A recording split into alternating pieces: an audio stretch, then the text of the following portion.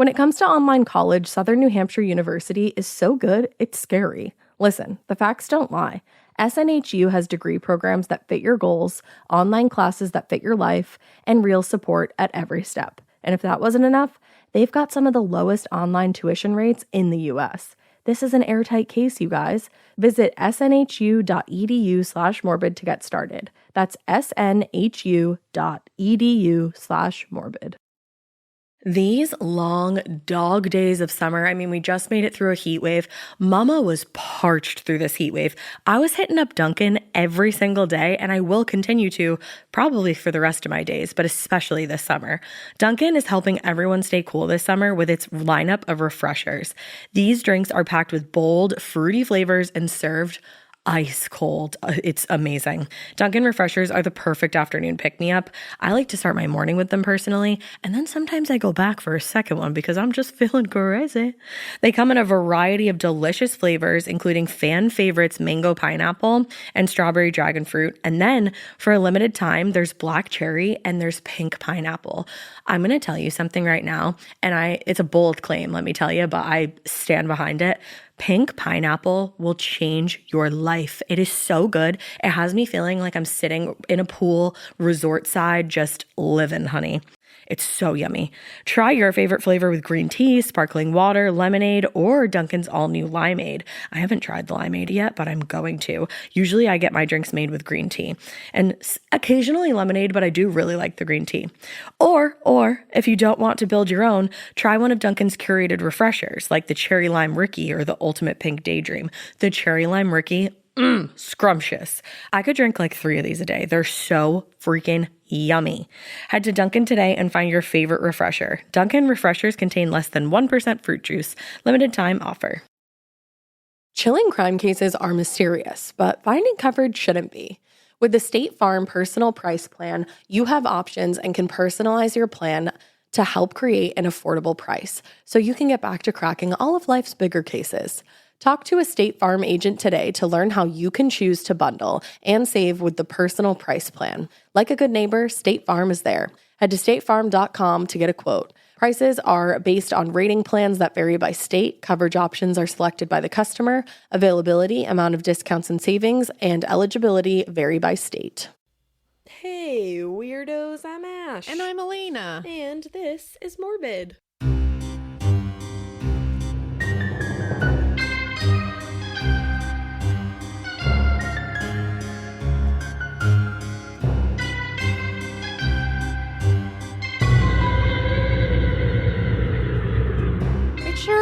And it's one of those silly fun episodes. It's a listener tale, meaning that it's brought to you by you, for you, from you, and all about you. And you always bring it.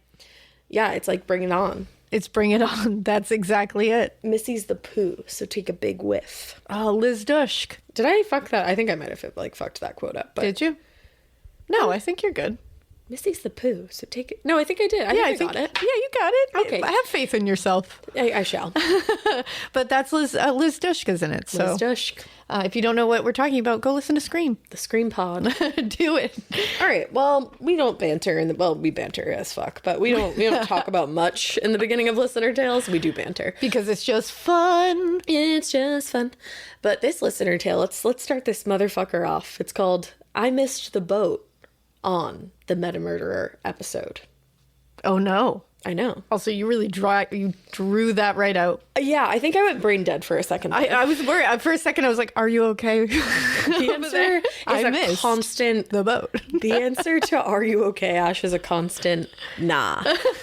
But anyways, it's not about me. This is about somebody that I don't know if I can use their name yet. So let's see. Hello, you lovely weirdos. Let me start off like everybody else by saying how much I love your podcast. We love you. Thank you. I love you. I love your podcast. Like so many others, I started listening a couple years ago during the plague, and I had the immediate feeling of OMG, it's my people. Oh, I love that. We are your people. You're our people. You're our people. You ladies actually have me excited for an hour-long commute every day. Feel free to use my name. All right, Courtney.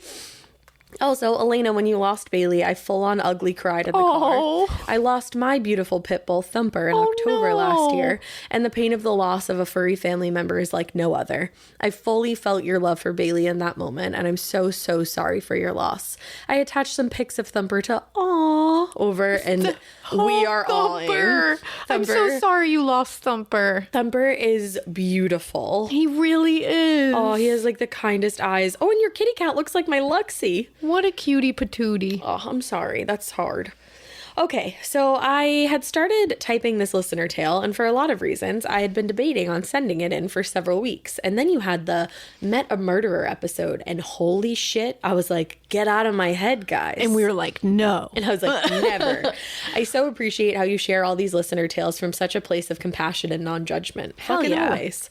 It has inspired me to share this story, even though it might not paint me in the best light. It's all right. It's in the past. Shit happens, man. As long as you didn't murder anybody, it's all good. None of us are perfect. Not one among us. You live and you learn it. Some people pretend that they are. And those people suck eggs. Yeah, some people are like, I've never made a mistake in my whole life. And those are always the people that have made 400 bajillion mistakes more than you. So don't you worry. Oh, I was going to sing like, don't worry. That's what I was going to say. Oh, I was like, what's happening over there? Are you all right? No, actually, you know what? I just realized I didn't finish my coffee today. Okay. And I've had like no caffeine. We need to charge Ash's batteries. I'm drinking with one of those pineapple refreshers now from Starbucks. So that should wake me up. But unfortunately, there's ice in it. So I can't drink it while we're recording. Should refresh you. Yeah, it should, but I can't drink it because I don't have a straw. And you know what? I appreciate that because we were on a Zoom once with somebody who's drinking out of something. Yeah, we were. It was, you know exactly what I'm talking about. They were drinking out of a cup with ice in it, and it was one of those like metally kind of cups, a tumbler. Hold on, because they also weren't talking. So like, it's fine. Whatever noise you want to make is fine. On mute. Yeah, but they were literally like, all the ice was clanging against the side of the metal thing, and then they'd take a big gulp and chew on the ice into the microphone. And I was like, you have so much audacity. Yeah. I was like, holy shit. You own the entire Audacity program. Yeah, You're that was also rough. talking to two people, like one more than the other, with misophonia. Oh, it was making me lose my damn mind. But so thank you for thinking about that. Thank you. Oh, I was saying thank you to the listener. I was like, yeah, thanks, Courtney, for not drinking my drink. Thank you, Courtney. Oh, shit. All right. I hope this... yes. I hope this can serve as a cautionary tale to somebody else who might be going through a stupid person phase. Oh, God, I have so many of those stories.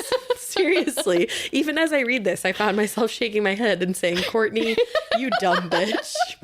But we live and we learn if we're lucky. So here we go. All right. Courtney, I already love you. I love you too, and I'll make you feel better. Can I just tell my dumb bitch story that I told you this morning? Yeah. So my friend was over the other night. Hi, Kelley. And we were outside and having a fire, and I saw a white squirrel go by, and I was like, oh my God, it's a white squirrel. And Drew and Kelley just look at me, and Kelley goes, you dumb bitch, that's a skunk. You dumb. I was dying. So yeah, if you think it's a white squirrel, it's probably not. Back to Courtney. I was 27 in 2011 when I was invited to a Mardi Gras themed club party in Denver by some burner friends. Fuck yeah. For those not in the know, a burner is one who attends Burning Man. I am not exactly, nor was I then, one of these types of hippie party animals. However, in my 20s, I was a work hard, play harder kind of person. Relatable. Now, I'm much more of a work hard, Netflix hard kind of person. Also relatable. Alaina. That's who Alaina's always been. Yeah. But at the time, I had friends in the community, and they threw hella fun parties. Do the kids say hella these days? I don't know. You can. You can. I still say hella. I support it. I like to think of myself as like a almost kid, you know? Like, I'm not that far away from it, and I say hella. You're the resident kid in this office, so... Yeah, I'm the resident kid in this office for sure. There you go. Anyway, fun-loving, artsy folk and good vibes all around. Two of these burners and I went way back to the high school days of slumber parties and sneaking underage vodka shots. I had met most of the members of their immediate friend group at other events here and there. This event was a good one. There was a different DJ on each floor, aerial dancers, fire jugglers, and lighted art installations. That sounds awesome. Fuck yeah. I would love to watch that from afar. Alaina's like, I would watch that on TV, kind of like how I'm watching fucking Woodstock 99. Didn't want to go, but I want to see it later. I'll watch watch it later.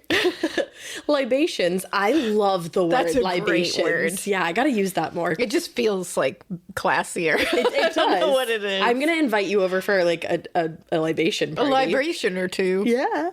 Libations were flowing freely, and weed smoke that swirled with machine fog was illuminated by laser lights, creating an intoxicating haze in the air as the music bumped. God, I feel at home.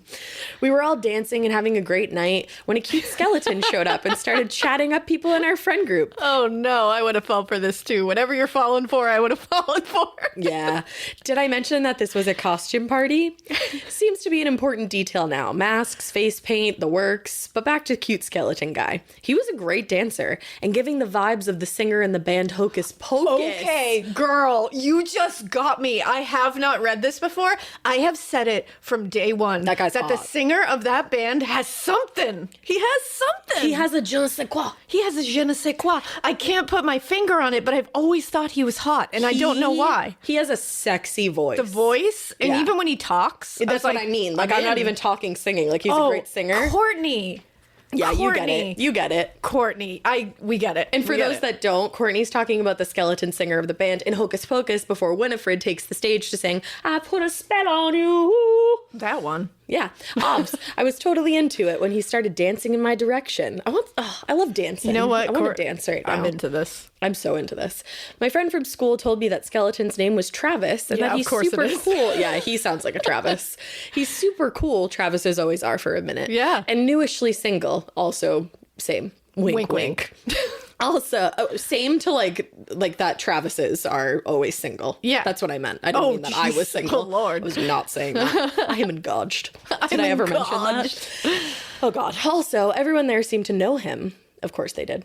We ended up dancing together the rest of the evening, and by the time the last call rolled around, Travis the skeleton offered me a ride home since I had been drinking and smoking pot all night. Oh, poking smut all night, excuse me. Looking back, he was also most certainly drinking all night, but didn't seem overly intoxicated to my drunk ass, so that seemed like a great idea. The friend group and my good friend that I'd known since high school were all very encouraging of this connection, so of course, I left with Travis. I don't recall too much of the ride. I remember that it was after 2 a.m. and he drove a van. Red flag. Oh. He told me about... Oh. Wow. Oh, do you know who she's talking about? No. He told me about his organic granola company. You remember that case? Oh, I know exactly what you're talking about. Oh, I'm not going to give it away yet for anybody who might not have caught on yet, but we've covered this case, this Travis Granola Man case. Whoa, Court. Okay, let's go. Yep. I specifically recall him telling me about the evils of gluten. Oh, God. Hippies. We ended up going to his bakery. I recall there were steel food prep tables and big barrels, I assume, for grains of sorts. There was a couch in the back and an office area. We ended up spending the night there together. This was a completely consensual one-night stand. Perhaps not my proudest moment, but hey, it happened. What can I say? Don't feel bad about it. We've all been there. It's funny. When I considered sharing this story, I went online to find Facebook posts from that evening. I couldn't find any pics with Travis in them, but I looked cute as hell that night. I mean, bet you did. I'm sure you did. Well, what did you dress up as? I want to know. And then Courtney said, I mean, it doesn't hurt that I was 10 years younger, but I would have hooked up with me too. I digress. When Travis took me back to my car in the morning, he asked for my number and insisted that we should get dinner later that week. I was about to be like, oh my God, so nice. Wow. I gave him my number, but I was quite certain that I would not hear from him because, well, let's just call a spade here. My friend called me the next day and asked how my night was how my night with Travis Forbes went. I'm screaming. I told her all about the granola, haha, and the hookup, and that he likely wouldn't call me back. Well, I was correct. My cute dancing skeleton from that night never did call me. So now we get to the true crime of it all. It was a month later when I would hear the name Travis Forbes again. I'm like shaking right now. I cannot believe this. I was doing stuff around the house and had the news playing in the background, the Days Before podcast, when they said it. It was immediately familiar. Enough so that I stopped folding laundry to watch, but I couldn't place it at first. I think the news anchor mentioned a granola company, and it finally all clicked. I recognized my skeleton, sans makeup, in an orange jumpsuit. Yes, he had skeleton makeup on when I hooked up with him. Don't judge. He was still cute. You literally don't have to say don't judge because we totally get it, my dude. We get it. Yeah. We're over here. That skeleton in Hocus Pocus, like, I get it. Yeah. With the makeup on. Yeah. it's fine. Yeah. Then they showed the mourning family and the face of the beautiful 19-year-old girl who Travis Forbes raped, murdered, and buried about 40 miles outside of Denver. Yeah. Oh, this case is so sad. It is. Her name was Kenya Monhe. She was she was beautiful. Oh, she was breathtaking. And she seemed like one of my friends. Like, I feel like she just seemed like a friend that was in your friend group. I remember this one perfectly now. She went missing on March 31st, 2011. My Facebook pictures of that party were dated March 20th, 2011. Wow. Less than 2 weeks apart. This charming fucker who knew everybody at that party and said that goddamn gluten was evil, raped and murdered a girl 11 days after I hooked up with him. Oh my God. Fucking ew, David. At least I know why he never called me. He was a murderer. Oh. So awful. After Kenya went missing, he was initially called for questioning because they had exchanged text messages about meeting up that night. Travis told detectives some crap that he did see her that night, but he dropped her off at a gas station or something and she went off with somebody else. Neither the detectives nor the family of Kenya Monhe believed Travis's story about his interactions with her that night. On top of that, there was some pretty damning surveillance footage outside the bakery that showed Travis roll a large white cooler into the freezer of the bakery and then carry a roll of carpet from his van. He's so disgusting. He really is. Followed by footage of him carrying what looks like a bottle of bleach to his van. It then shows him disconnect the cameras. I remember this so perfectly now. And you get to that part and you're like, it's gonna show you doing that, you idiot. He was also seen burning something in a barrel. His van was completely bleached clean and the carpet had been replaced when detectives searched it. They didn't have anything to hold him on in July of 2011. Oh, excuse me. They didn't have anything to hold him on. So in July of 2011, Travis Forbes was a free man, free to beat and rape another woman named Lydia Tillman. When I say beat, I mean, man, this was brutal. Yes. It really was. He shattered her jaw and strangled her. One article said that her family could barely recognize her identity. Her to identify. Yeah, her to identify her at first, except for the tattoo on her leg. He then covered her body in bleach, set her apartment on fire, and left her for dead. Lydia's a fucking hero, though, and she woke up enough to escape the fire by jumping out of her second-story apartment window. She ended up suffering a stroke and was in a coma for 5 weeks. I'll attach some news articles about her badassery. It's totally worth the time to read her incredibly inspiring story. It really is. Fast forward, Forbes eventually agreed to lead detectives to Kenya Monhe's body on the condition that he would not be charged as a sex offender. I remember this. Mm-hmm. This made me so angry. And it makes you so angry because you understand like why they have to give them these deals so that they can get them in prison. But it's so frustrating. God, like he should have gone to prison a sex offender. Yeah. And he would not receive the death penalty. That was another reason he wanted it. This was 5 months after her disappearance. From what I've read, her exact cause of death could not be determined by autopsy due to the level of decomposition. Yep. During the interrogation, when he finally confessed, Travis admitted to taking advantage of her when she was passed out. And he said, she kind of came to and she realized that we had sex. And then she started hitting me and I started hitting her back. And then she started to scream and I strangled her. I strangled her. I strangled her. I killed her. Jesus. He cut her clothes off and burned them in a barrel. He bleached everything else that she touched.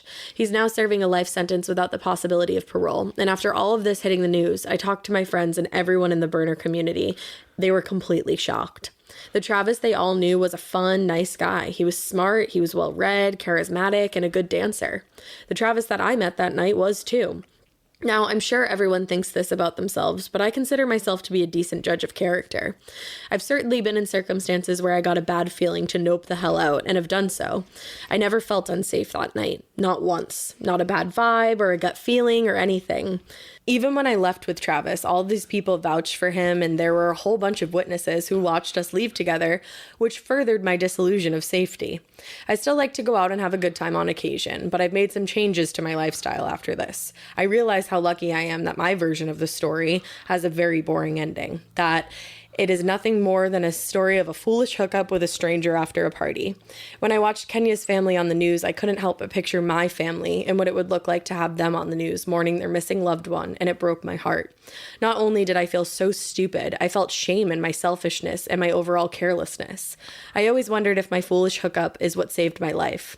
If I would have said no to Travis that night, would I have been another rape and murder victim? Maybe not. There are a lot of witnesses of our whereabouts after all. I guess I'll never know the answer to that. So that's my story. I'm no journalist, so I've attached some links to some of the articles that I read to fill in any gaps should you care to read them. I sincerely apologize for the lackluster grammar and run-on sentences. Also, tenses are hard. Tenses are hard. I go in and out of them all the time. Keep it weird, but not so weird that you hook up with a murderous skeleton just because he's cute and a good dancer and your friends say he's safe. Much love to you all, Courtney. Courtney, that is a wild story. I know. And you know what? Like, back to the whole, like, judge of character thing. I'm sure you are a good judge of character. But the thing is, like, the substances can alter your judgment, you know? So it wasn't that you're a bad judge of character. It's just you were having fun that night. Well, and on top of that, all your friends knew him. Exactly. And vouched for him. Like, he was a good liar. Mm-hmm. He was a good chameleon. Yep. Sometimes people, like, you really can't trust people. No, you can't. You really can't, especially if you don't know someone, and even if you do know them, you can't always trust everybody. It's like, and that's a hard lesson to learn, and I think it's one that you continue learning through life. So, definitely. Like, don't feel bad. Like, you didn't do anything wrong. You did something millions of people do every day. Exactly. And wow, I'm sorry that you went through that, because that must have been like a very traumatic thing to actually deal with once you realized. So I'm sorry that you had to deal with that, and damn, what a story. I know, that's a lot. I should look up what episode we covered that on. Yeah, we should. Hang on. Episode 220. That case was so sad. And then Lydia Tillman at the end is like wild. Yeah, it's a really sad story. But as soon as, when you said the granola and you said it again, I was like, wait a second. I think that's what like everybody remembers. Yeah. When you say it with Travis. Yeah, exactly. All right. Thank you, Courtney. Now on to the next one, which was sent to us by Amy. She said we can use her name. Thank you, Amy. Your email picture is adorable. It really is. And it's titled, I Was Almost One of Them. Oh. Which is very ominous. Is that a new theme? I feel like it is. All right. Let's see.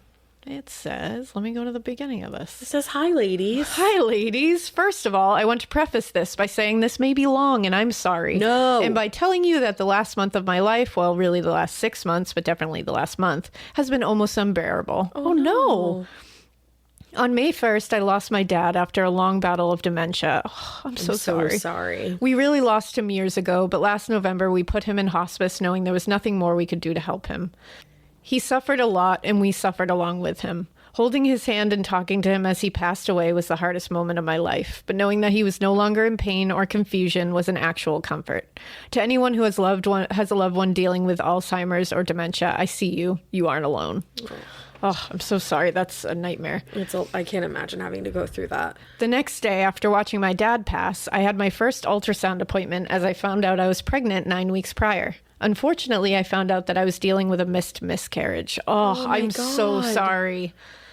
Unfortunately, I won't go into the details of the physical and mental pain I endured over the next 2 weeks, but it was, again, almost unbearable. 2 weeks after that, I came down with COVID. Luckily, it was pretty mild, but it just felt like another overwhelming thing. Because it was. Oh my God. I'm so sorry. I have dealt with miscarriages, so I know how that feels. That's and I'm horrible. really sorry you went through that. And they say it comes in threes, but like, wow, that's a fucking trifecta. That's it. That's the trio. All this is to say two things. One, I continued to listen to you ladies throughout, and you provided me with much needed laughs and distractions. Oh, good. Thank you so much for the entertainment you provide to all of us. I hope you know just how much joy you bring to us listeners. That's really nice. I know, because sometimes Man, we it need to feels hear good that. to hear that. 2, the story I'm about to tell you just proves what a caring man my father was to me and my sisters as we grew up. We meant absolutely everything to him, and after what happened to me, he was so passionate about keeping us safe. Him and my mom completely uprooted their lives to give us a different sort of childhood. Oh, wow. Oh, I love that you had amazing parents. I know. Everybody should. So here we go. My parents were born and raised in Chicago, Illinois. Crazy tidbit, but their first house as a married couple was a block away from John Wayne Gacy during the actual time of his killings. Oof. Oof.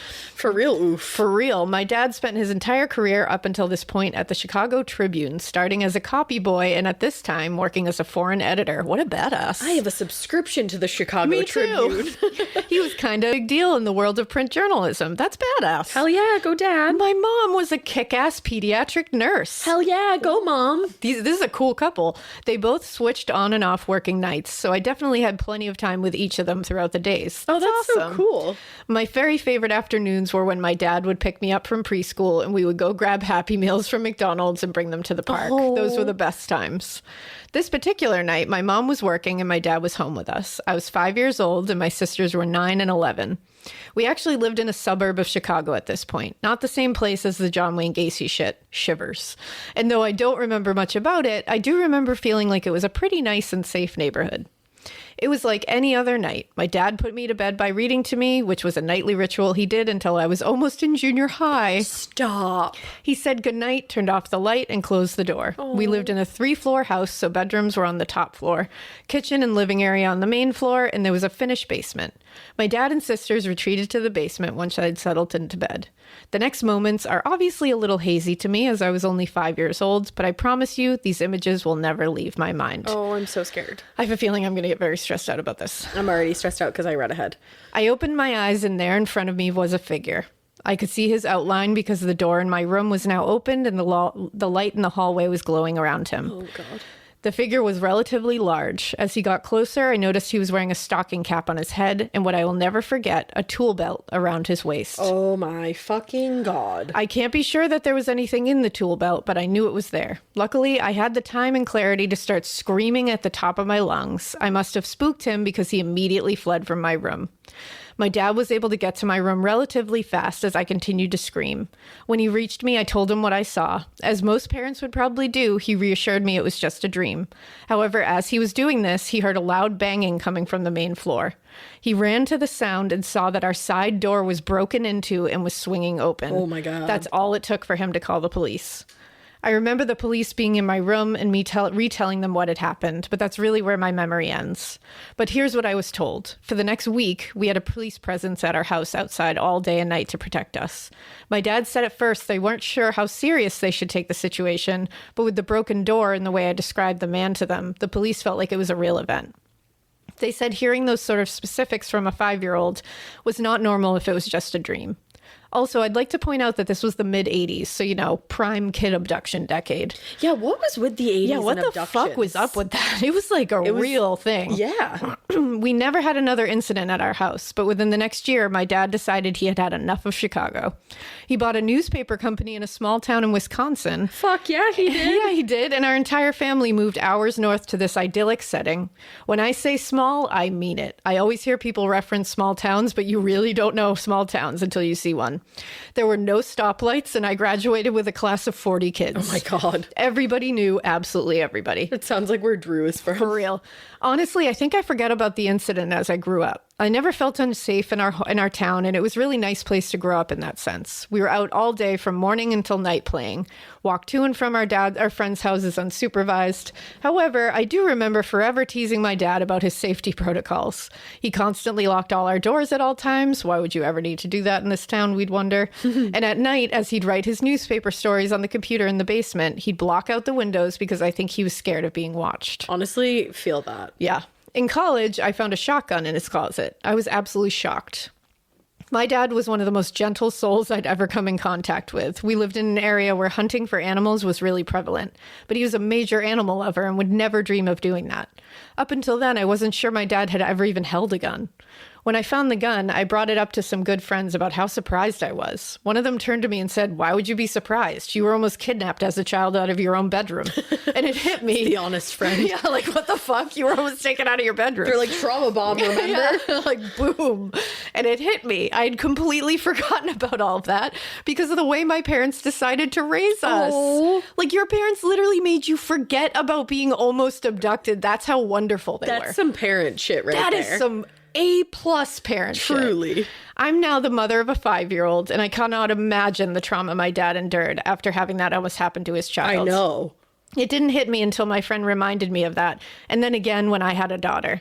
My poor dad was in the house when I was almost abducted, and it most likely affected him for the rest of his life. Absolutely. I can only imagine. He was such a good, kind, and gentle man, and I'm so grateful for how he protected me throughout my life. Oh my God, I love your dad. I do I'm so too. sorry that you lost your dad. I am too. Thank you so much for reading my story, and I'm sorry it isn't as humorous and witty as many of the listener tales are, Yes, it which I love is. so much. But I'm still trying to crawl myself out of the hole I've been in.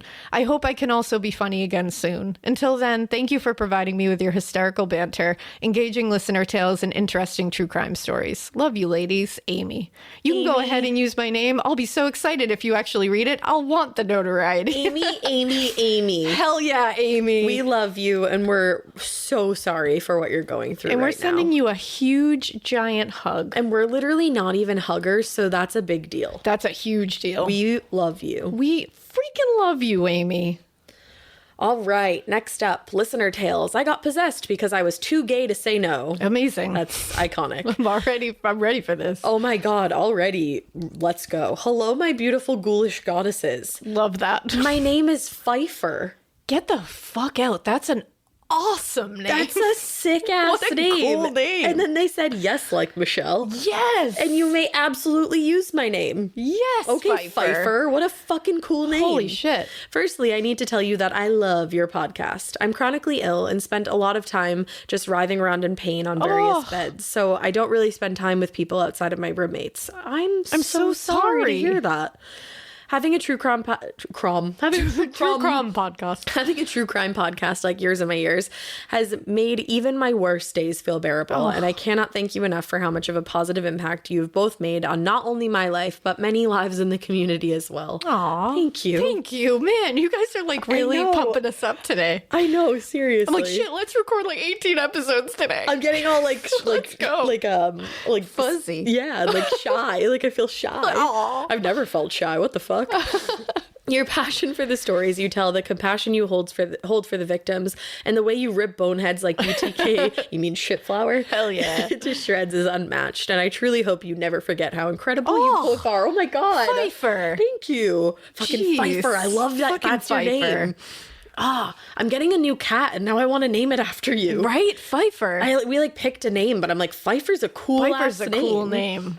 I don't know, man. Throw it into the hat. I'm gonna ask Drew. Yeah. All right, now on to my tale. I've attached a double-spaced put-a-fuck for you two to read because I know it's much easier. You're a real one, You Pfeiffer. are. I'm gonna say your name as much as possible. This is actually a story that I've sent in before, but I realized I left out some details, so I'm doing it again. It's quite long. As I'm a writer in my spare time, and I'm hell yeah. completely incapable of writing short things. Same. Alaina, but it is pretty spooky. I hope you enjoy, and if I ever get to hear this on the podcast, I'll probably shit several bricks. We'll get ready to make a wall out of those bricks. Ew. A shit brick wall. All right, again, guys, this is called That Time I Got Possessed While Trespassing Because I Was Too Gay to Say No. All right, so strap in, babies. This one's kind of long and it's a total doozy, but it's one of my favorite stories to tell anyone who will listen. So without further ado, here we go. I love that you love to tell this to anyone who listen, and like a lot of people are going to hear this. Yeah, right a lot now. of people are going to This is listen. exciting. So, for some background, when this whole thing went down, I was 15 years old and a complete bisexual disaster who would do anything for a pretty girl. That's literally any 15-year-old bisexual. Like, you would do anything for a girl or a boy. The girl I was interested in at the time, we'll call her Emma, was in the grade above me, and she fancied herself to be an amateur photographer, which worked because I was into film and cinematography, so we had a lot to talk about. Her style of photography was about the disarray of humanity in architecture. Oh. And you're 15 and 16. Damn. Okay, badassery. She loved to find beauty in art in decrepit places. Oh, cool. So I know, that is cool. So she would often break into abandoned buildings to snap her photos. She was driven by disorder and appreciated the rawness that she could observe while walking through the empty halls of places with thousands of stories tucked inside every crack in the structure. Yeah, you are a writer, Pfeiffer. Yeah, This is felt already that. great. I'm looking at it. Emma wanted to use her photography to fill in the blanks for those stories. She also just really loved She also just really fucking loved breaking into places because I was overruled by hormones and gay panic, but also love for the thrill of committing petty crimes. Don't at me. I went along. Don't at me. I get it. I will I'll not. at me if you at you. On these little break and enter, take some photos and hope to God the cops don't show updates, we would always go at sunset or late at night. Once our curiosity and memory card were satisfied, we would ghost hunt because we were a couple of dumb bitch teenagers. Hell yeah. I love the theme of dumb bitch and I know, I love it. I've always been sensitive to the paranormal. My sister and I are both clairvoyant in different ways. You have to be clairvoyant if your name is Pfeiffer. Pfeiffer, I knew you were clairvoyant. Me too. I think you sent it this way and like made me clairvoyant to know that. Whoa. I believe in you, Pfeiffer. It was like a clairvoyant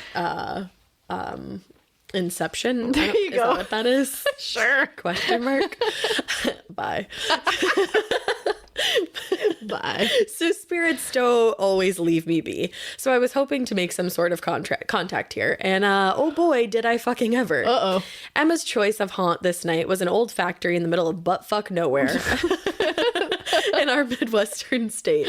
This place had been up since the early 1900s and was later abandoned for horrible working conditions that resulted in several deaths. The most compelling death of all was that of the CEO, or whatever the 1900s version of a CEO was, who was reportedly involved with the Irish mob. Oh. Potatoes. I'm Irish, I can say that. The story goes that he did something to piss him off, and one day a member of the mob went to his office at the factory and killed him. There are varying accounts on how he was killed. Some say he was shot, some say he was thrown into a machine of his own factory. Oh, damn. Some say he wasn't even killed at all, and that his death was accidental. But either way, homeboy was dead. I was going to say death occurred somehow. Yeah, dead. I will try to paint a visual picture for you guys because the layout is important. Well, Pfeiffer, you're already good at that, so I'm ready. Yeah, I'm ready. It was a fairly small factory, square footage wise, but it was quite a tall building. There were a set of metal doors on the outside, which led to a little lobby area. This part of the building was 2 stories, however. There was no floor/ceiling separating the 2 floors. So if you looked up from the lobby, you could see a few admin offices from behind the railing.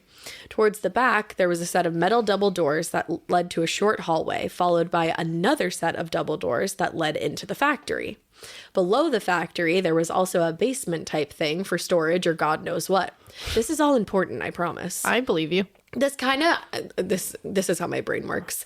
I'm seeing the setup of where Steve Martin works in Father of the Bride. Anybody Okay. else? You see Yeah. that? All right, Kinda? yeah. You know I what get mean? that. Like how it's like the 2 floors? Yep. Yeah, okay. I get Awesome. it. Hell yeah. I'm with you. That's a great movie. I fucking love that movie, both of them. So Emma picked the pathetic rusted padlock on the door and we went in. There you go. We snapped some photos of the lobby area, then we went back up to the offices. We decided to ghost hunt and take photos at the same time. So I manned the shitty camcorder that she stole from her dad, and she had her Nikon out and ready. I need to note that this whole incident was captured on film. Oh my God. On film. Give me it now.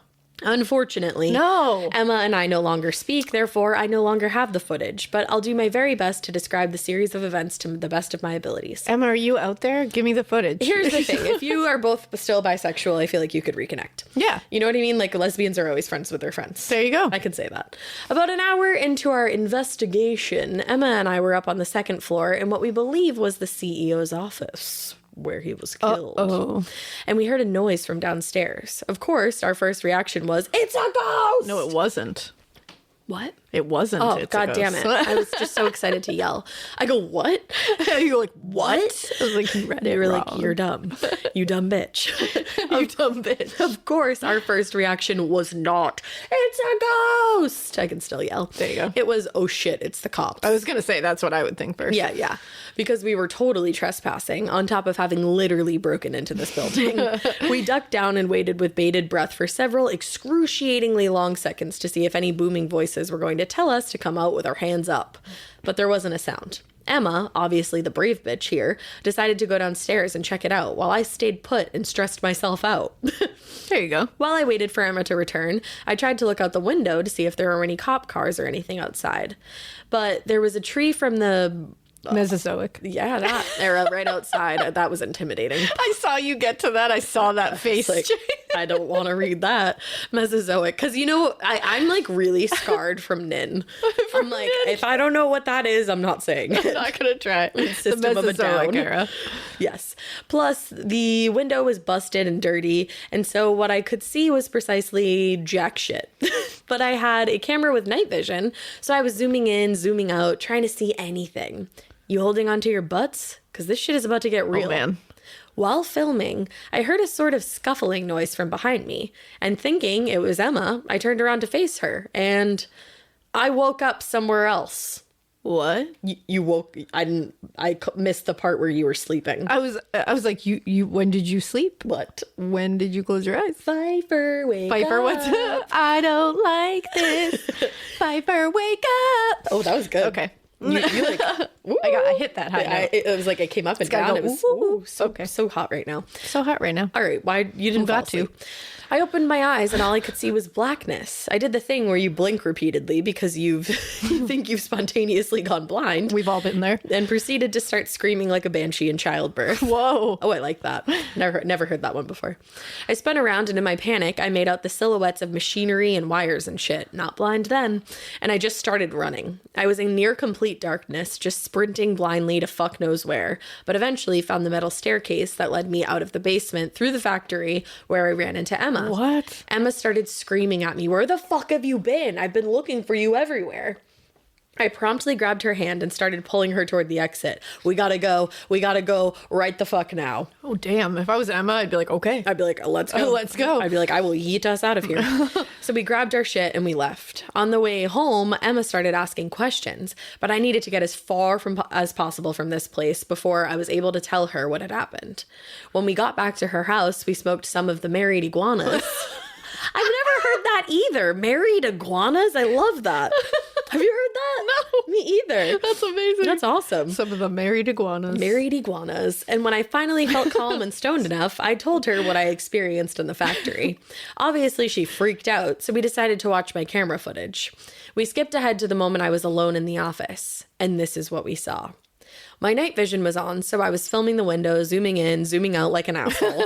Strangely, whatever noise I heard that made me turn around was not captured on the camera's audio. The camera was pretty shit, so it's not surprising. Then I flipped around and was filming the doorway. There was nothing there. Horrifyingly, this is the moment that I blacked out, but what we saw on the footage still gives me chills to this day. The camcorder was attached to my hand by the hand strap and wrist strap. My hand that was holding the camera drops down to my side. Oh, I'm like so freaked out right now. It's giving me Blair Witch vibes. So I'm now filming behind me and everything on the screen was upside down, which already is even scarier. What's going to happen? Then I need to know. Then I just started walking.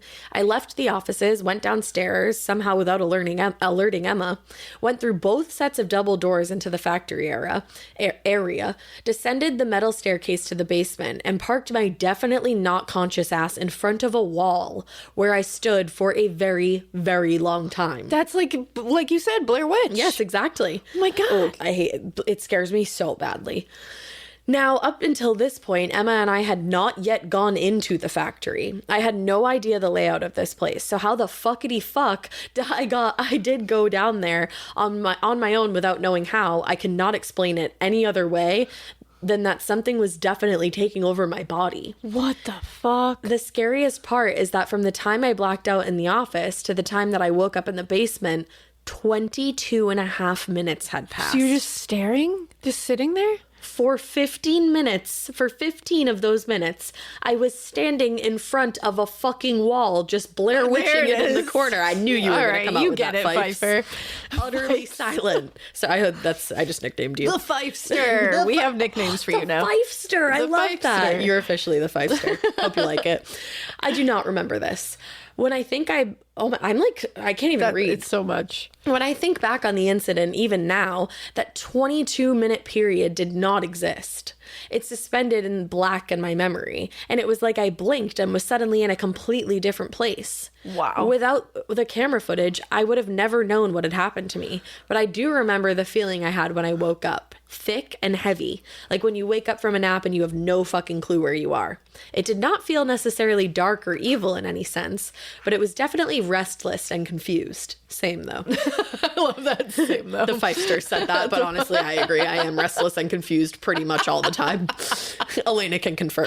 Can confirm. Will confirm. The Fifester and Ash, restless and confused. Forget dazed and confused. We're just restless. Anyway, naturally, we tried our best to rationalize my experience. What we believe is that whomever or whatever possessed me was the spirit of someone, possibly even Mr. CEO himself, who died in the factory and was potentially never recovered. But we'll never know. Emma once asked me if I wanted to go back, and I immediately told her that I would rather slam my tongue in a car door and lock myself in an Iron Maiden than return to that fucking place. Wow, Fifester. Damn. Since then, the factory has been demolished, and I have searched for hours on any sort of public record for the same reason why, but I can't find anything on it. For the reason why. I don't know why I added the same in there. I will never know what happened there. I will never know what happened to me, and it has been a sense of frustration for almost 10 years. Fuck, I'm old. Either way, that's my story. I'm so sorry for the length, don't be. But I hope this was at least entertaining. It was at most entertaining. It really was. Keep it weird, but not so weird that take it away, Ash. But not so weird that you go into a factory with the girl that you think is super cute, and then you end up in the fucking basement away from that girl, and you don't even spend any time with her, and then you maybe got possessed, and like the brother witch might have been hanging out with you. At least you still have your eyebrows and your tongue though, because you were like fully ready to stick that tongue in a car door, and like I don't know. You should be thankful for it that the Blair Witch didn't get it. Love you, bye. Wow. That was a You good one, did it. right? Thank you. You did. And you know what, Fifester? The Fifester. The Fifester. You're it. You are. You're it. You're all of it. You're the ultimate. It's automatic. I'm sure of it. No lie. So don't even try. To tell me that you're not the guy. Fifester. Oh, the Fifester. I'm sorry. I was singing the real damn. lyrics, Oh, I okay? I saw this TikTok the other day that was like, what is a song from a movie that like you consider a real song even though it's not a real song? And it was the one that they play like round and round. Oh, yeah. That's a real song by Yeah. a different band. Yeah, that makes sense. Crazy. Crazy.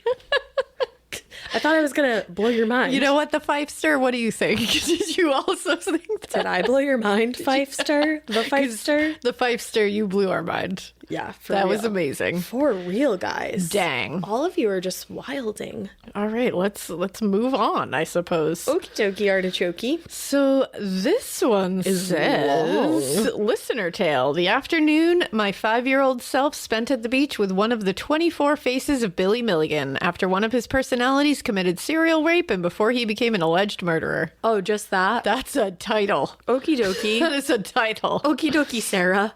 Wow. Okay. Hey, weirdos. My name is Sarah, and you can use my basic white mom name because my daughters regularly inform me that I am indeed a basic white mom. I'm going to be so pissed when my kids start saying that shit to me. They will. I'm going to be like, you don't even know. Hey, I'm fine with that. I grew up wanting to fit in and be basic, so I guess I can say I achieved my dream. First off, I will say that I fell in love with your podcast during some of the darkest days of the pandemic. I have always been intrigued by true crime and especially anything spooky or weird. I was delighted to find the two of you, and your weirdness helped me cope with the challenges of daily life, quarantined with 2 teenage daughters. I look forward to each new podcast with all the excitement of a basic white mom. I love you. For your reading pleasure, I have attached 2 PDFs. One is my listener tale, and another includes a solid start on research in case you decide to choose to do an episode on Billy Milligan. Are you fucking kidding me, Sarah? You're like way more than basic. You're fucking iconic. Let's get you on the payroll. Let's go. I mean, nobody's ever sent 2 putafas. I just No. want to put that out there. His story is crazy and weird and disturbing, and I know that only the 2 of you can tell it in all its potential glory. I definitely feel Yeah. already Yeah. that it's an Alaina thing. Yep. Thank you for adding light and intrigue and humor to my life. I appreciate you weirdos. We Always keeping appreciate it weird, even if I'm a basic white mom, Sarah. I bet love you're you. an iconic white mom. You are. All right, let's read this. So my listener tale is somewhat unremarkable in the telling of it, but once I add the who and the when, it starts to become interesting. Hang in tight with me for a second. Okay. I'm here. This last fall, I was scrolling through Netflix looking for something new and interesting to watch. The usual true crime, serial killer, unsolved mysteries type shows just didn't catch my interest. Then I noticed a new offering, Monsters Inside, the 24 Faces of Billy Milligan. Billy Milligan, the name caused me to pause, and then subsequently call my father to inquire about a fuzzy memory that was hovering on the edge of my mind. Sure enough, my memory was accurate. I spent a lovely, albeit likely somewhat awkward, afternoon at the beach with one of the 24 personalities of Billy Milligan. I would have been about 5 years old. What? How did this afternoon at the beach with a serial rapist and a future alleged murderer come about? I was wondering that.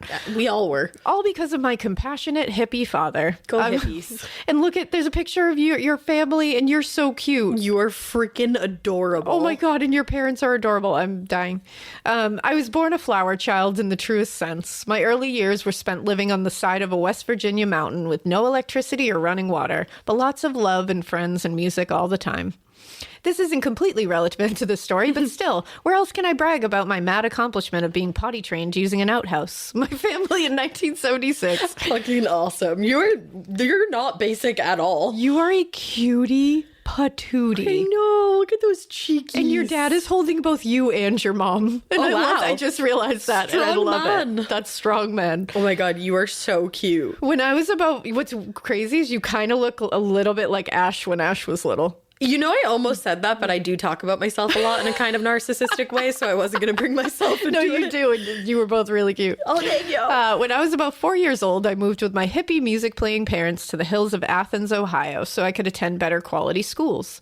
This is also when my father went to work as a psychiatric nurse at Athens Mental Health Center, where Billy Milligan became one of his patients in 1978. This place looks sick. I mean, obviously it wasn't, but like, whoa. I don't want to tell Billy Milligan's story, but I will share what my father told me about his experience with Billy and why we spent an afternoon at the beach. Billy had been tried for raping 3 women at Ohio State University, but was the first person to successfully use multiple personality disorder as an insanity defense, and as a result was transferred to a mental health facility rather than prison. At the Athens Mental Health Center, where my father worked, Billy was able to walk the hospital grounds and visit the town unsupervised. Ooh, that sounds like a bad plan. My father remembers this being a point of contention with the hospital staff and the community. I wonder why. Some believed in his personalities and felt compassion for the horrific childhood experiences that may have led to Billy's psychosis. Others were skeptical and questioned whether he was putting on an act to fool everyone, including his doctors. Well, and either way, like, you can definitely feel bad, like we say, for the child, but you don't have to send a rapist into town. Yeah, you don't have to do that. My father saw him as a broken and abused young man and took him into the community on multiple occasions. And I oop. Whoopsie. I had to stop the recording because I was laughing so hard. No, I'm sure your dad is just like a very compassionate man. Exactly. Like, this is by no means against your dad. And Also, honestly, if it was me, I probably would have done the same fucking thing. it definitely would. But also, your dad was a psychiatric nurse, so I'm going to trust his judgment here. Exactly. But that was just like a really funny. Yeah, that was like my whole foot just inserted in my mouth. That was proof positive that we have not read these before we read them out loud. It was also a great use of anti-oop, if I do say so myself. That's actually the definition of anti-oop. Are the kids still saying that? I'm literally crying. Okay, so just remember who doesn't think you're basic, okay? Remember, you are not basic. Your father is a very compassionate person. I'm sure. I'm gonna drink my ice drink at this point. So one afternoon, my father brought him to the beach with my mother and I to enjoy swimming and sunbathing. Also, he's supervised here. Yeah, that's so the thing. We were different. talking about letting him just wander into the community without anybody. Your dad is a psychiatric nurse, and he's bringing him to the beach for a little swim. That's fine. We were all right here. Everything is fine. Yeah. So I remember sitting in a blanket at the beach next to Billy, and a less comfortable memory of him and my father tossing me through the air to each other in the deeper water. Wow. Okay. Here's a picture. You were heated by this man. Wow. Here's a picture of the beach at Stroud's? Stroud's, yeah. At Stroud's Run State Park today. Beautiful. Oh, that is really pretty. Needless to say, I eagerly watched every episode of the Netflix Monsters Inside series about Billy. Other than Billy's core personality, Billy himself, my father believes he only witnessed one other personality of the remaining 23.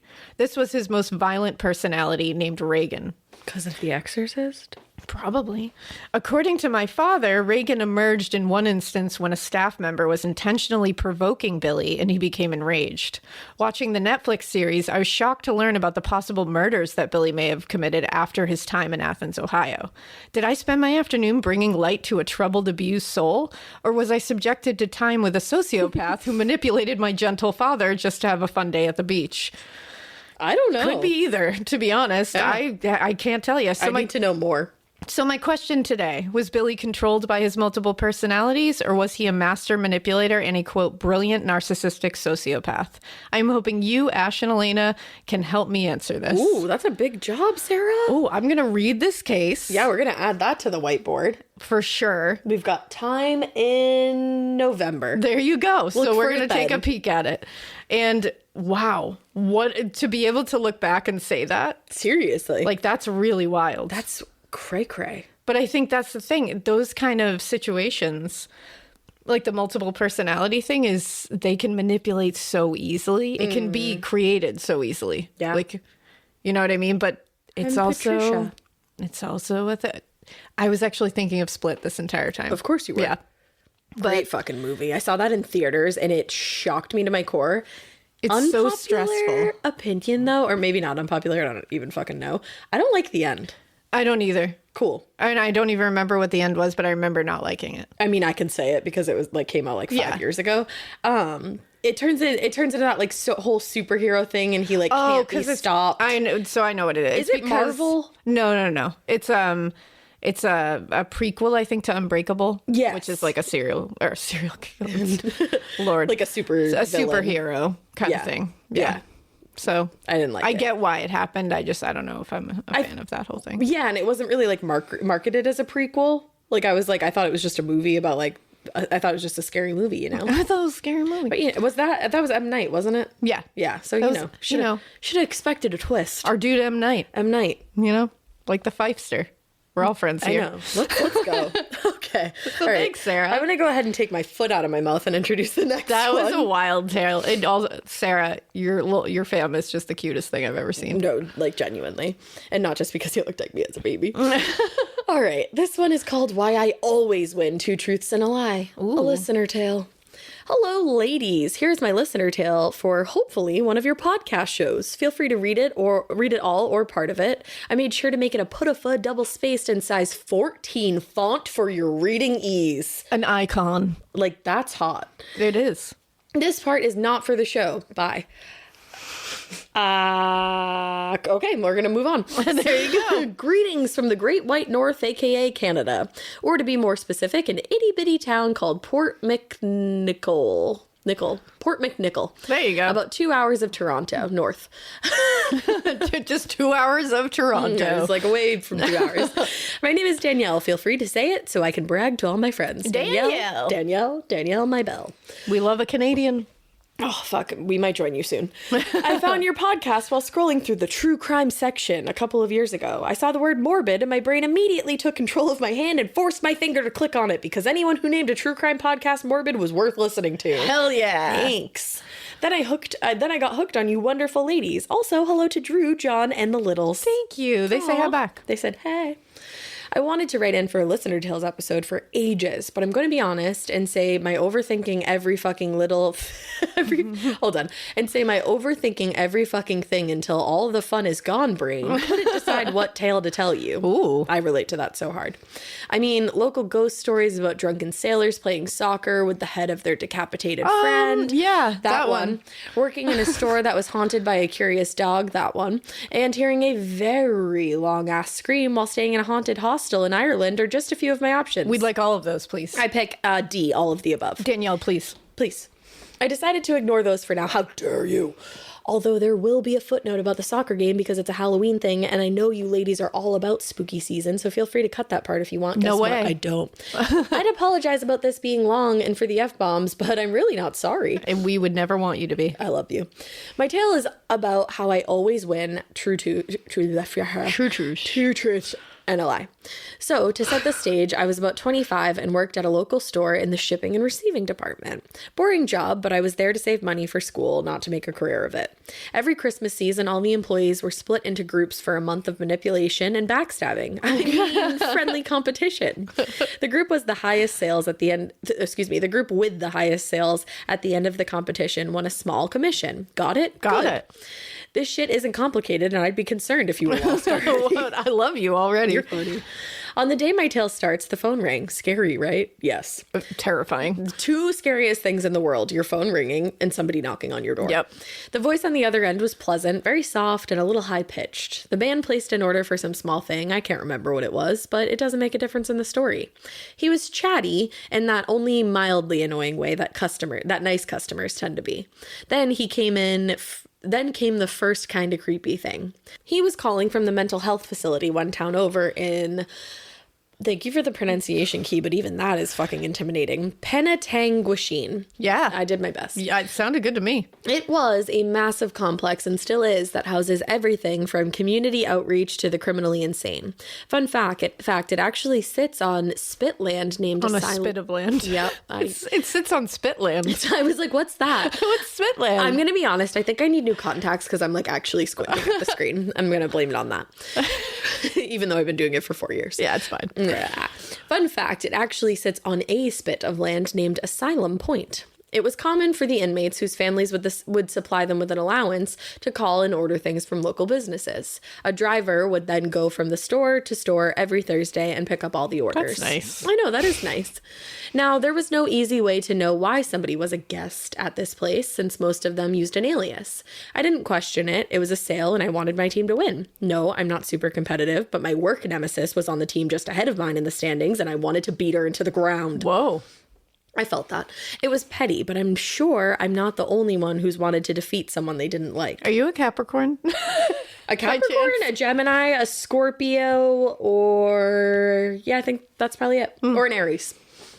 Over the next few weeks, he called back about half a dozen times. Each order was bigger than the last. During our last phone call, he asked me for my full name. I only ever gave my first to customers as a rule, and address so he could send me a tip. That's a no. A fucking klaxon. Klaxon horn? Klaxon horn went off in my head, and a silver robot waved his arms around screaming, "Danger!"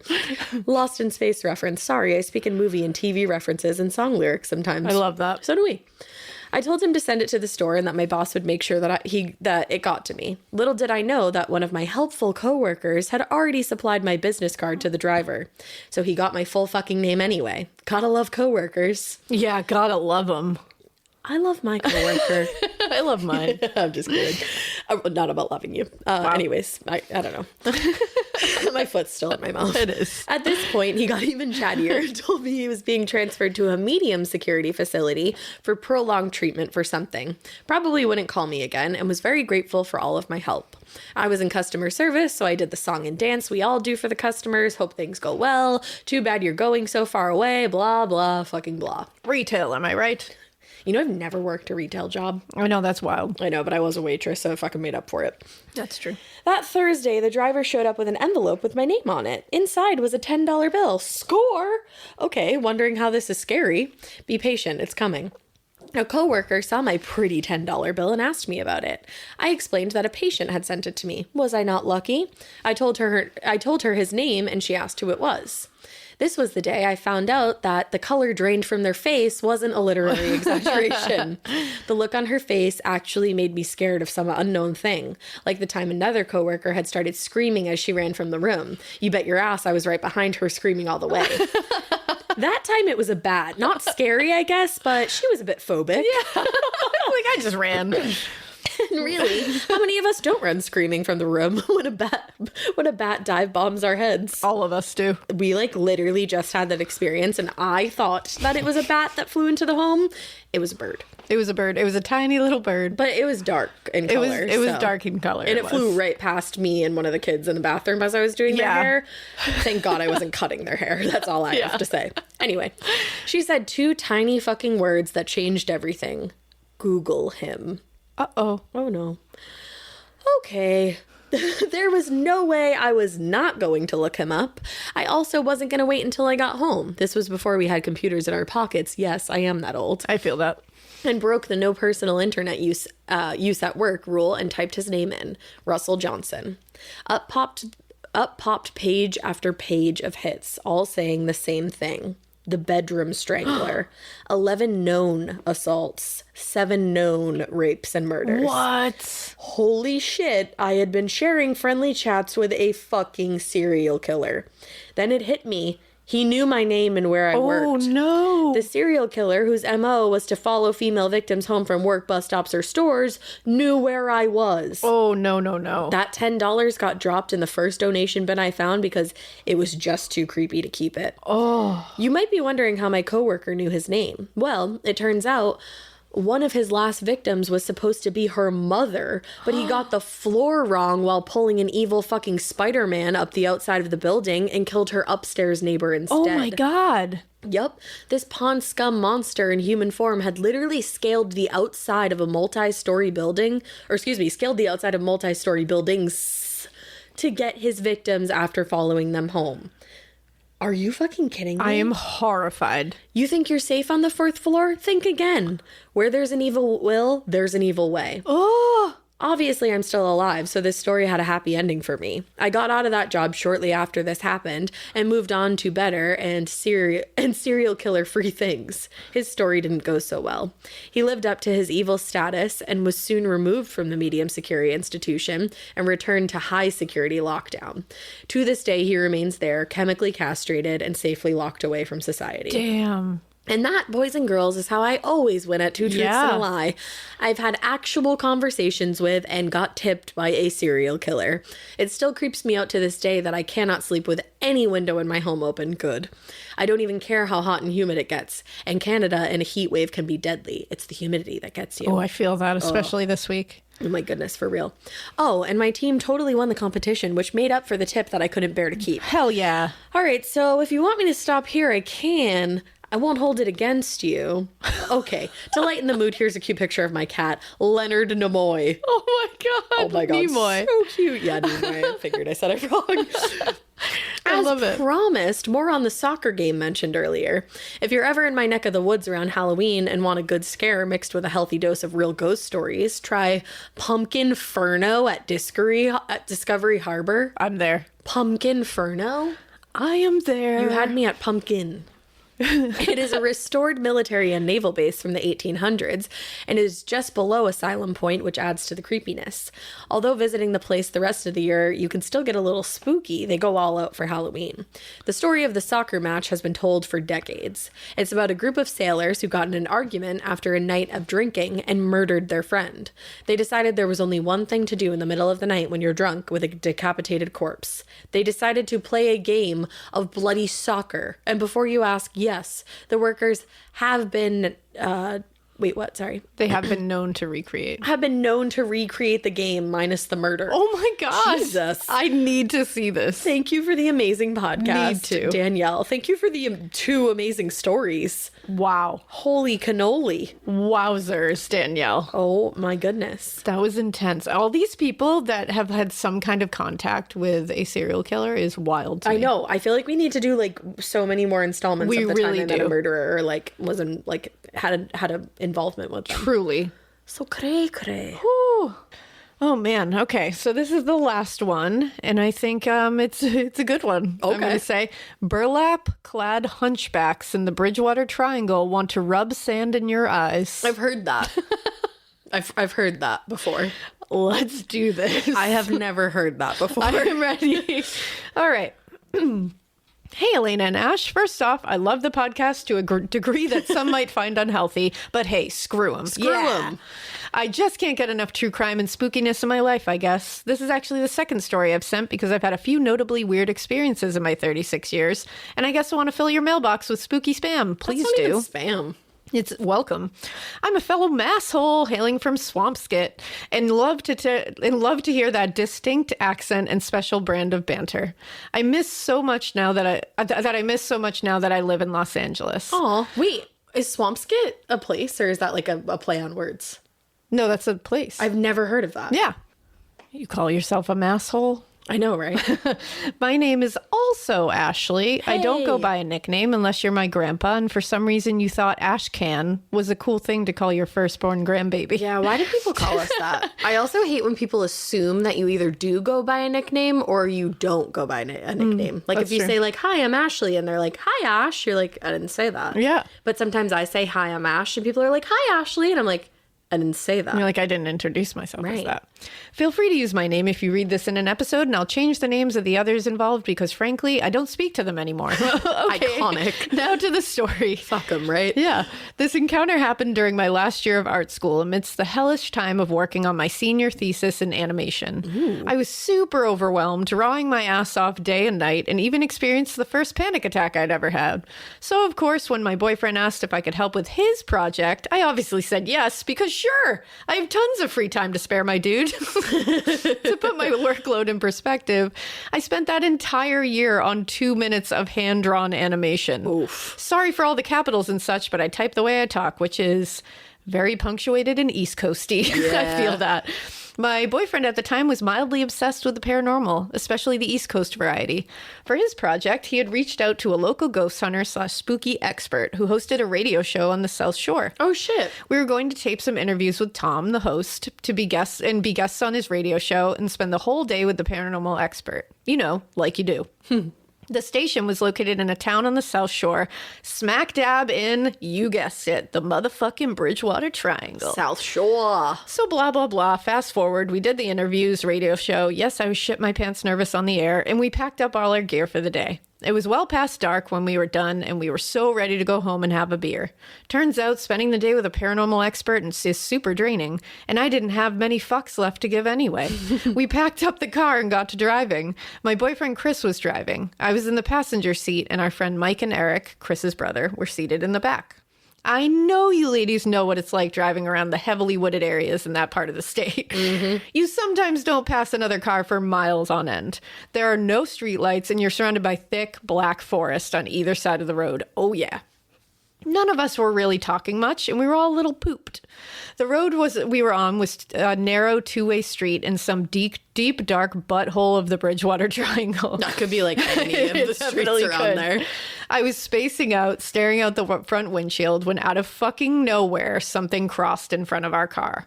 The only light illuminating this creature were the headlights of a shitty Celica or whatever we were driving. I will never forget this thing, even though I only saw it for a few seconds. From out of the forest, on the left-hand side of the road, a hunched-over creature on 2 legs started scurrying across the street. It was about 3 feet tall, seemed to have a hunchback, and was wearing what looked like a robe made of burlap. Like, why do fucking Pukwudgies sound so cute, though? They do. My brain screamed, "That's a deer, right?" Nope. But no way. I've seen plenty of deer in my time to know this ain't no deer. This ain't They no usually deer. don't wear robes. I've never seen a deer in a robe. I can tell you we have a lot of deer in our yard. Never seen one in a robe. Nah, they like to be naked. What I remember most about the creature was the unnatural way it moved on 2 legs. This burlap hunchback moved like nothing I'd seen before, extremely fast and so smoothly across the pavement. My entire body froze up and I went into complete shock. It felt as if I were having a sleep paralysis episode, which you ladies know is the literal worst. Oof. The first car we had seen in miles turned onto the street, and the second its headlights hit this creature, it disappeared. I was shook. What? Still paralyzed and unable to speak, my boyfriend noticed the intense reaction I was having and put his hand on my leg. He repeatedly asked if I was okay, and the other 2 joined in on making sure I wasn't having a stroke or something. When I regained my motor skills and speaking abilities, I was able to explain what I had just seen. No one else in the car saw this thing. I couldn't believe that I was the only one. I mean, Chris never hit the brakes once because he obviously didn't see the burlapped hunchback demon crossing the road. But it was clear from my detailed description and entire body response that I was not full of shit. Suffice it to say, I probably had 100 beers that night and didn't sleep a wink. And now you had no fucks left. None. Fast forward a bunch of years, and I'm watching some shit on Netflix or Prime as usual with a different boyfriend we'll call Sean. I popped on a super low-budget documentary about the Bridgewater Triangle, and all of a sudden I scream, "Whoa, that's Tom!" Hey, as soon as you said radio show, Yeah. I was like, are you talking about the guy from that documentary? That's what I was thinking of. It was the paranormal investigator we had interviewed that night, and he was in this weird documentary. Interest piqued. Anyway, they covered all sorts of sightings and cryptids seen in the forest, and then they started talking about puckwudgies. Knew it was a puckwudgie. Puckwudgie translates to, according to some dude named Henry Schoolcraft, little wild man of the woods that vanishes. I love that little wild man of the woods that vanishes. 8. I just looked at my 8 fingers and said 9. That's where I'm at. Means puckwudgie. Yeah, it makes sense. Sound familiar? Yeah, I completely shit myself. Every description I heard in that documentary was almost identical to what I had seen. When you Google image search puckwudgie, obviously I immediately did, you are met with pictures and drawings of little brown hunchback creatures on 2 legs. A Wikipedia article on puckwudgies describes, quote, "They are known to kidnap people, push them off cliffs, attack their victims with short knives and spears, and use sand to blind their victims." Whoa. Another source, nativelanguages.org, states puckwudgies have magical powers which vary from tribe to tribe, but may include the ability to turn invisible, confuse people, make them forget things, or bring harm to people by staring at them. Hate that. This one hit a little too close to home for me. I sometimes think that maybe because I had spent the whole day in a spooky state of mind that somehow I was open to this creature. Probably. Nevertheless, I'm so glad the little fucker didn't blind me with sand.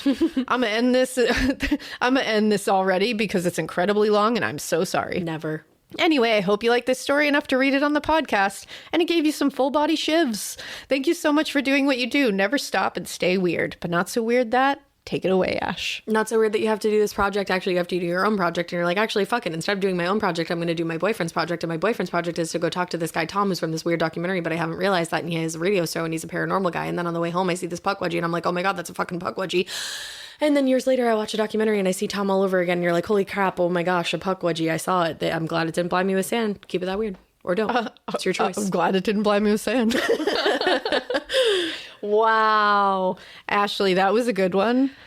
That was so weird for a I was second. not talking to you. I know. I was like, what? You're like, what now? I don't think you have called me Ashley in like fucking 20 No, years. I can't even remember the last time I called you Ashley. Ashley. But this Ashley. That was crazy. well done. Fucking whoa. I think it's great to end on a puckwudgie. I think it's great to end on the fucking spaceship that is soaring outside right now. I know. I don't know if you guys can hear it. It might be another thunderstorm. Oh, no, that's John bringing the barrels in. No, it's not trash day. No, it is. Yeah. It's Wednesday, isn't I it? was like, why is he bringing the barrels in then? Because that's what that is. You know what? I don't know what day it is. Oh, fuck. Yeah, did you not put out your trash? Out. All right, well, we should go. Okay, all right. So anyways, we hope that you keep listening. And we hope you Keep it. Wee! But it's weird that you didn't put your trash barrels out. Bye. Fuck my life. Bye.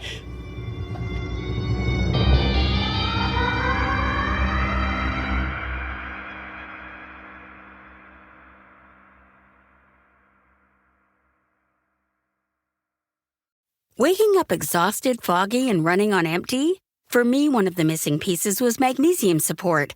That's why I added Magnesium Breakthrough Bye Optimizers to my nightly routine. It's a powerful all-in-one magnesium complex with 7 forms of magnesium designed to support relaxation, sleep, stress response, and recovery. If you're ready to feel more rested and have a great summer, go to byoptimizers.com/hags and use code HAGS for 15% off any order. I like things my way, my coffee, my schedule, and my treatment. So I talked to my doctor about self-injecting with the Vyvgart Hytrulo prefilled syringe, which contains efgartigimod alpha and hyaluronidase QVFC. It's injected under your skin, subcutaneously. It means I can inject in my space, on my time. It's my treatment, my way. Visit VyvgartMyWay.com. That's VYVGART myway.com. And talk to your doctor about Vyvgart Hytrulo, brought to you by Argenx.